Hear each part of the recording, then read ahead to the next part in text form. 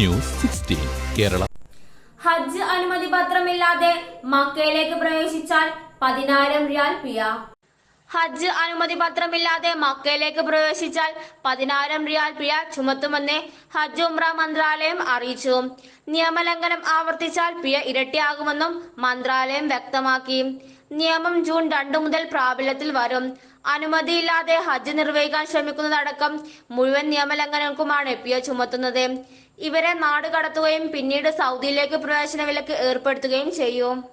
ദൈവത്തിന്റെ അതിഥികളായി എത്തുന്നവർക്ക് സുരക്ഷിതത്വവും ആശ്വാസവും നൽകുവാനാണ് ക്രമീകരണങ്ങൾ ഏർപ്പെടുത്തുന്നതെന്നും ഹജ്ജ് മന്ത്രാലയം അറിയിച്ചു. ഹജ്ജ് ചട്ടങ്ങളും നിർദ്ദേശങ്ങളും ലംഘിച്ച് അനുമതിയില്ലാത്തവരെ ഹജ്ജിനായി കൊണ്ടുവന്നാൽ 6 മാസം വരെ തടവും 50,000 റിയാൽ പിഴയും ചുമത്തും. പ്രവാസിയാണ് നിയമം ലംഘിക്കുന്നതെങ്കിൽ അയാളെ നാട് കടത്തുകയും ചെയ്യും. മക്ക സെൻട്രൽ ഹറം ഏരിയ, മിന, അറഫാത്ത്, മുസ്ദലിഫ എന്നീ പുണ്യസ്ഥലങ്ങൾ, ഹുസൈഫയിലെ ഹറമൈൻ ട്രെയിൻ സ്റ്റേഷൻ, സുരക്ഷാ നിയന്ത്രണ കേന്ദ്രങ്ങൾ, ഹജ്ജ് ഗ്രൂപ്പിംഗ് കേന്ദ്രങ്ങൾ എന്നിവിടങ്ങളിൽ ഹജ്ജ് പെർമിറ്റ് ഇല്ലാതെ പിടിക്കപ്പെടുന്നവർക്ക് പിഴ ചുമത്തും. News 16 news desk.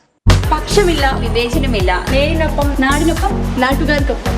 News 16 Kerala channel.